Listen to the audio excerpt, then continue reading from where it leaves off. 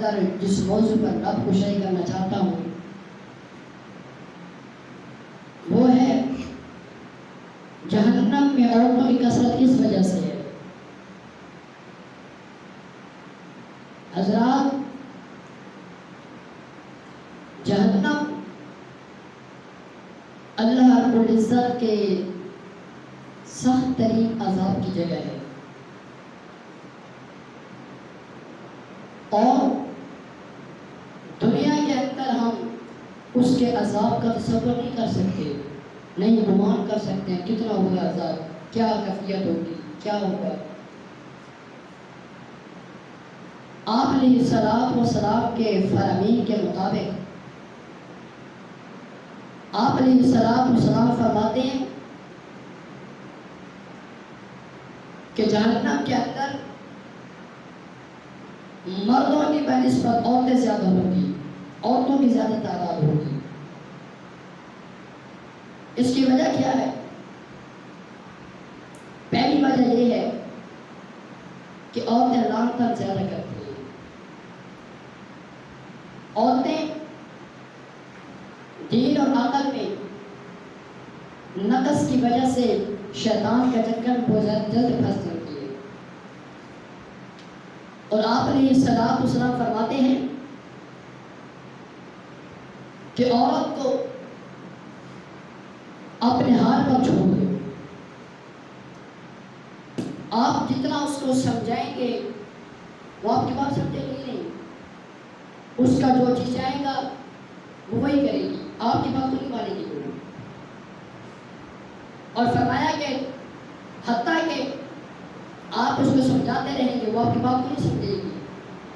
تقیمہ الفاظ حدیث کے فرمایا تقیمہ، آپ اس کو سیدھا کریں گے، اس کو بات سمجھائیں گے وہ آپ کی بات کو نہیں سمجھے گی۔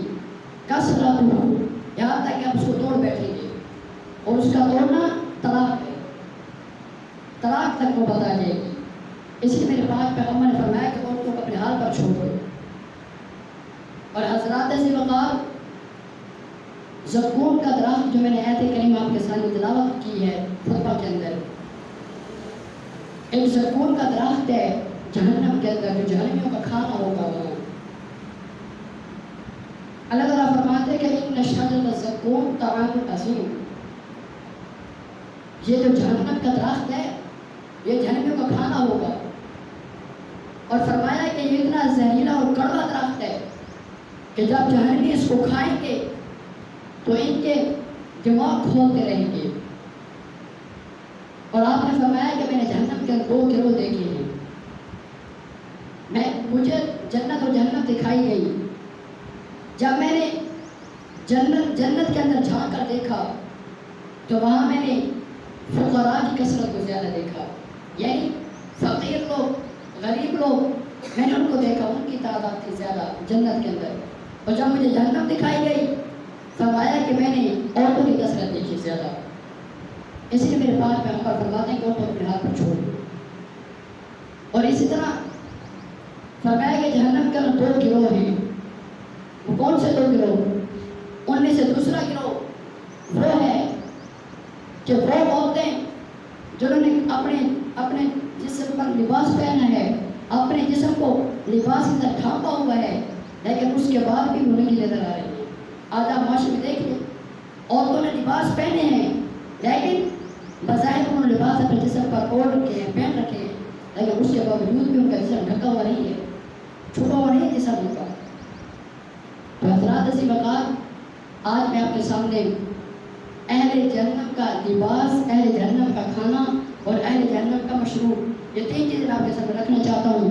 باقی انشاءاللہ آئندہ جمعے پر اس طرح 3-4 جمعے انشاءاللہ میرے اس موضوع پر ہیں۔ رب العالمین سے دعا کریں گے رب العالمین ہمیں آپ علیہ السلام کے برکت کے مطابق عمل کرنے کی توفیق عطا فرمائے، اور لڑائی اور جھگڑے فتنے فساد سے اللہ کا سب بچائے رکھے۔ آئیں اللہ کے قرآن سے سوال کرتے ہیں۔